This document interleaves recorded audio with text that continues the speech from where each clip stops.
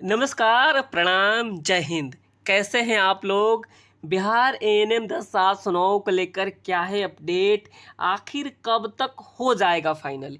ये सवाल काफ़ी पूछा जा रहा है कि फाइनल कब तक होगा? अक्टूबर में हो जाएगा या फिर नवंबर में होगा या इस साल होगा ही नहीं? क्योंकि जो है इंतज़ार काफ़ी लंबा हो गया है। और ऐसा कहा जाता है कई बार कि देर से मिला हुआ न्याय अन्याय के समान है। लेकिन जो है यहाँ पे क्या ही किया जा सकता है, पूरा का पूरा मामला माननीय सर्वोच्च न्यायालय में है।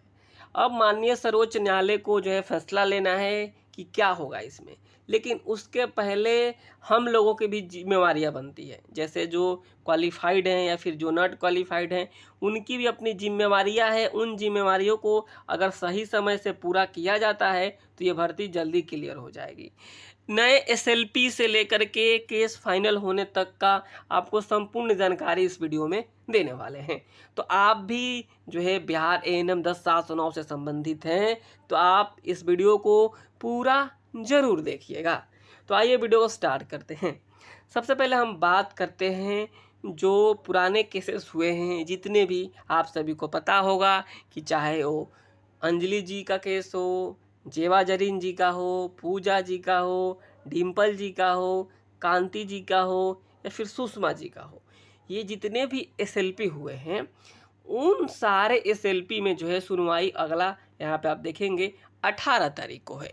18 तारीख को सुनवाई होने वाली है कोर्ट नंबर 71 में। यहाँ पे आप खुद देख लीजिए आप लोग। 71 नंबर में जो है केस लिस्ट कर दिया गया है। यानी एक जो टेंटेटिव डेट होता है उस टेंटेटिव डेट के बाद जो है एक कॉज लिस्ट आता है। उस कॉज लिस्ट में जो है केस लिस्ट हो जाता है तो 100% जो है सुनवाई होने की संभावनाएं हो जाती है। यानी 18 तारीख को अब 100% सुनवाई होगा। ये देखिए होना है। तो इस दिन क्या होगा, सबसे पहले इस पे बात कर लेते हैं, उसके बाद बाकी केसेस के ऊपर भी हम बात करेंगे।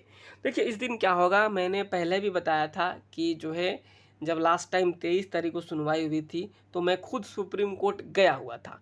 वहाँ से हमने लाइव भी आपको दिखाया था कि किस तरीके से सारी चीज़ें हुई है।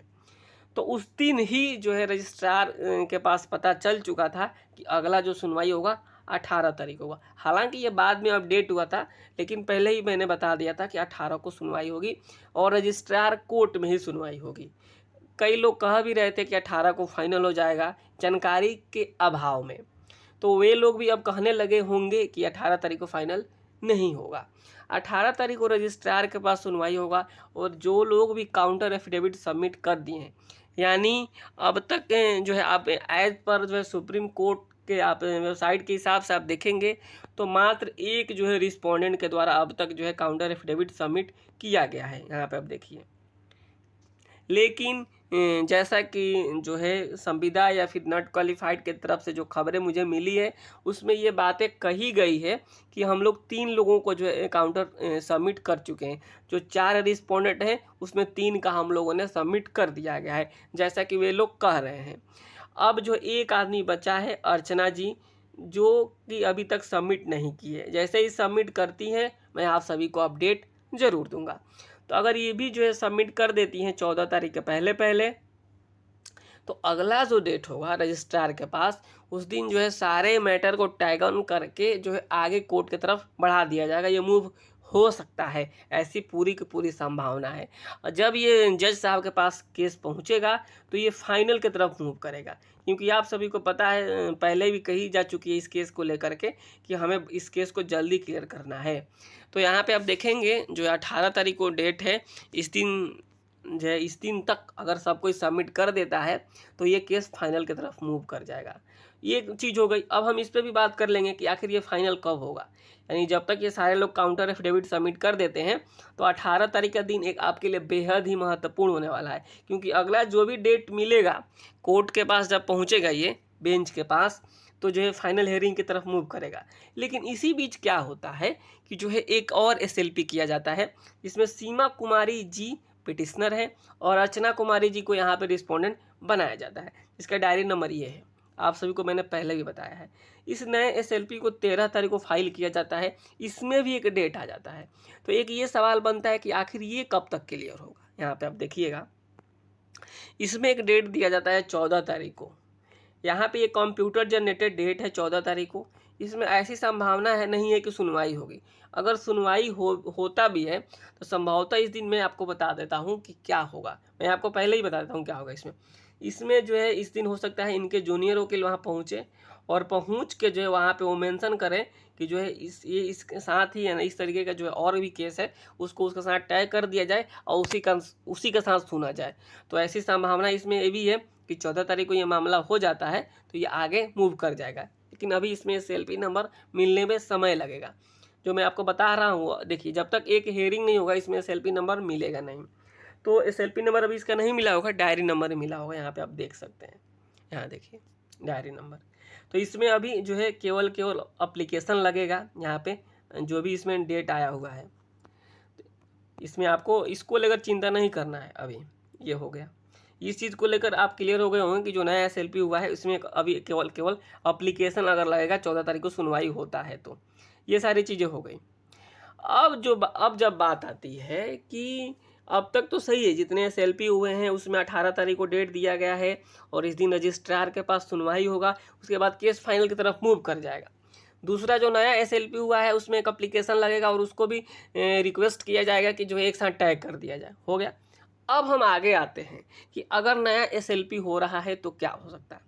देखिए जो भी जो फैक्चुअल बात होती है, जो सच होती है, मैं वही बताता हूँ सभी वीडियोज़ की। मैं आप मेरे सभी वीडियोज़ को उठा कर देख लीजिए, ऐसा नहीं कि कोई कुछ कह दिया और मैंने बोल दिया।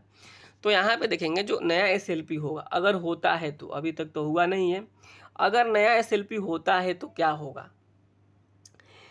मैं और कई लोग पूछते हैं मेरे से कि भैया हम क्या करें, SLP में जाए ना जाए। देखिए मैं किसी को मना नहीं करूँगा कि आप SLP में जाओ और ना ही मैं किसी को कहूँगा कि आप SLP में मत जाओ। ये आपका अपना जो है पर्सनल व्यू हो सकता है, ये इसमें मेरा कोई टिक्का टिप्पणी नहीं है। लेकिन नया SLP होने से ये हो सकता है कि भर्ती में डिले हो भी जाए और ना भी हो। ये भी संभावना ऐसी है, हो भी जाए और ना भी हो। अगर सारे मामले को एक साथ टैग किया जाएगा तो ऐसी संभावना है कि ना भी हो, अगर टैग नहीं किया जाता है तो हो सकता है कि डिले भी हो। लेकिन सुप्रीम कोर्ट किसी नए SLP का इंतज़ार नहीं करेगा, क्योंकि हाई कोर्ट के समय भी आपने देखा होगा नया SLP का इंतज़ार नहीं किया गया था हाई कोर्ट के द्वारा। हाई कोर्ट जितने SLP हो चुके हैं पहले जितने भी SLP हुए हैं, पूजा प्लस डिम्पल और उसके बाद से अंजलि और जो है जेवा जरीन, कांति कुमारी और सुषमा कुमारी, यही SLP को लेकर सुप्रीम कोर्ट आगे मूव कर जाएगा। ये देखिए यही SLP और बिहार सरकार इसी SLP को लेकर जो है आगे मूव हो जाएगा। ऐसा नहीं है कि SLP होते रहेगा और सुप्रीम कोर्ट इंतज़ार करेगा कि आइए जी SLP में हम आपको भी टैग करके आगे बढ़ते हैं, आइए हम आपको भी टैग करके आगे बढ़ते हैं। सुप्रीम कोर्ट किसी का वेट नहीं कर सकता है, वो मूव करेगा। और रजिस्ट्रार के भी कोर्ट में 18 तारीख को ऐसी संभावना है कि इन सारे SLP को टैग करके आगे फाइनल हियरिंग की तरफ मूव कराया जाएगा। तो ये संभावना है। तो अब तो हो गई होगी सारी चीज़ें आपको क्लियर कि जो भी पुराने SLP किए गए हैं उन सारे SLP को लेकर सुप्रीम कोर्ट आगे की तरफ मूव कर जाएगा और जो भी नए SLP होंगे वो इंतज़ार करते रहेंगे वो अपने SLP नंबर मिलने के लिए और टैग होने के लिए। ये दो चीज़ें हो गई। अब आते हैं क्लियर कब तक होगा। तो देखिए 18 तारीख के पास जो भी बेंच बैठी हुई है हमारी, उस बेंच में अगर ये जाता है, अब कब का डेट मिलता है इसका मैं कोई संभावना मैं नहीं बता सकता हूँ और ना ही जो है अनुमान लगाया जा सकता कि कब का डेट मिलेगा। हो सकता है 18 तारीख के बाद से जो है 18/10 के बाद से जो भी कोई ऐसा दिन हो, 18 को फ्राइडे है संभवतः, तो फ्राइडे के बाद हो सकता है कि 25 तारीख को भी डेट मिल जाए, हो सकता है, ऐसी संभावना है। हो सकता है कि 29 को भी मिल जाए। जिस दिन डेट मिलेगा और उस दिन सब किसी के वकील एग्री रहेंगे, कोई डिले करने के लिए एप्लीकेशन नहीं लगाएगा, तो फाइनल हियरिंग होगा और भर्ती क्लियर हो जाएगी। इस बात को आप लोग समझिए, यही होने वाला है अब इस केस में। तो आप सभी को जो है ज़्यादा परेशान नहीं होना है। मैं आप सभी का दर्द समझ रहा हूँ क्योंकि इंतज़ार काफ़ी लंबा हो गया है। इंतज़ार लंबा हो गया क्योंकि ये एग्ज़ाम्स पास होने के बाद से जो है इंतज़ार करना जो है एक तरीके से और जो है दुखद हो जाता है। एग्ज़ाम पास नहीं होने के बाद चलो लगता है कि होगा तो होगा, नहीं होगा, लेकिन एग्ज़ाम पास करने के बाद से भी ऐसा लगता है कि अब क्या होगा और कई लोग कहते हैं कि अब पढ़ने का भी मन नहीं करता। ऐसा लगता है कि ये भर्ती जल्दी से जल्दी क्लियर हो जाए, अगर होगा तो ठीक है, नहीं होगा तो भी ठीक है, हम आगे की तरफ मूव करेंगे, हम अपना अगला तैयारी करेंगे। लेकिन ये भर्ती क्लियर तो हो जाए। मान लीजिए जो जो एग्ज़ाम पास आउट हैं, उनको तो लगता है कि चलो हम पास हैं। जो एग्ज़ाम नहीं पास किए वो भी इस भर्ती का इंतज़ार कर रहे हैं कि कहीं हमारा एग्ज़ाम बिना एग्ज़ाम पास किए हो गया तो हमको पढ़ना नहीं पड़ेगा, तो हम क्यों पढ़ें। तो इसमें बहुत सारी चीज़ें हैं इसमें, जो एक तरीके से मिला जुला के बहुत समय लग गया, क्योंकि हाई कोर्ट, सुप्रीम कोर्ट, एक लंबी लड़ाई जिसे कहा जाता है। तो आप लोग अब इस बात को समझिए कि अब आने वाला जो 18 तारीख है वो काफ़ी इम्पोर्टेंट हो सकता है, लेकिन उसके पहले पहले काउंटर एफिडेविट सबमिट कर दिया जाता है तो अच्छी बात होगी और ये भर्ती जल्दी क्लियर हो जाएगा। अभी भी कोई आपको डाउट्स रह गया हो तो आप हमें कमेंट्स करके ज़रूर बताइएगा। और मैं दोनों टीम से यही रिक्वेस्ट करूँगा कि जो भी क्वालिफाइड को लीड कर रहे हैं, आप लोग जो है एक और अच्छा से अच्छा वकील रखिए और जो है इस केस को जल्दी से जल्दी क्लियर करवाइए। और जो है इस केस में जो है जो एग्ज़ाम पास आउट कैंडिडेट हों हैं, चाहे वो संविदा वाली हमारी बहन हो या फिर जो है फ्रेशर बहन हो, उन सभी का नौकरी हो। बिहार एएनएम 10/7/9 को लेकर यही अपडेट्स है। और एक और जो टीम है जो अंजलि जी के द्वारा लीड किया जा रहा है, उस टीम से हमारा यही रिक्वेस्ट है कि आप लोग एक जो है अच्छा से अच्छा वकील रखने की कोशिश करें। जो भी आपके पास पैसे हैं उससे अच्छा वकील रखें और जो है इस केस को क्लियर करवाएं। जो है मतलब बेमतलब का इसमें केस में डिले नहीं होना चाहिए, क्योंकि आप लोग भी क्वालिफाइड के लिए अगर लड़ रहे हैं तो आप सभी देख ही रहे होंगे क्वालिफाइड की स्थिति क्या है, ये किस तरीके से ये इंतज़ार कर रही है, किस तरीके से इन्हें परेशान किया जाता है। तो ये बहुत हो गया, बहुत हो गया। मतलब हम लोग खुद इस केस में देख रहे हैं, इस केस को शुरू से हाई कोर्ट से लेकर अब तक का हमने देखा है कि इस तरीके का कोई मामला ही नहीं आता है जिसमें इतना डिले हो रहा हो हर चीज़ को लेकर के। हालांकि केस में जो है सुप्रीम कोर्ट में भी इस तरीके के बहुत सारे, आप बीटीएससी जेई वाला को भी देख लीजिए, उसमें भी काफ़ी लेट रहा, वो भी काफ़ी दिन तक केस चला। लेकिन इसमें देखेंगे बहुत ही जल्दी जल्दी हो रहा है, सारी चीज़ें इसमें जल्दी जल्दी हो रहा है इसमें। लेकिन बीटीएससी जेई वाला मामला में कोई एग्ज़ाम्स नहीं हुआ था, यहाँ पे एग्ज़ाम्स हो गया है, आप समझिए। तो बीटीएससी का जो जेई का मामला है वो अलग है और ये मामला अलग है, इसमें एग्ज़ाम नहीं हुआ था, यहाँ पे एग्ज़ाम हो चुका है। तो एग्ज़ाम्स देने के बाद का जो इंतज़ार का घड़ी होता है वो बहुत ही लंबा हो जाता है। तो चलिए आज के वीडियो में इतना ही। कोई और अपडेट निकल कर आएगा तो मैं आप सभी को ज़रूर बताने की कोशिश करूँगा। आप सभी स्वस्थ रहें, आप सभी पढ़ाई करते रहें, तैयारी करते रहें और हम लोग का ये कोशिश है कि इस भर्ती को हम लोग जल्दी से जल्दी क्लियर कराएँ और जितना हो सकेगा हम लोग इसमें कोशिश में लगे हुए हैं और करवाएंगे भी। अब ये पूरा का पूरा मामला आप सभी को पता ही है, सर्वोच्च न्यायालय में है और माननीय सर्वोच्च न्यायालय के ऊपर डिपेंड करता है। लेकिन हमारी जो जिम्मेवारी है उस जिम्मेवारी को हम लोग बखूबी जो है निभाने की कोशिश कर रहे हैं। और हमारे जो संविदा के तरफ से हैं उन भी बड़ी बहनों से हमारा अनुरोध है कि आप लोग भी जो है काउंटर एफिडेविट जल्दी से जल्दी सबमिट कर दीजिए, ताकि ये केस जो है फाइनल की तरफ मूव कर जाए और माननीय सर्वोच्च न्यायालय से जजमेंट निकल कर आ जाए।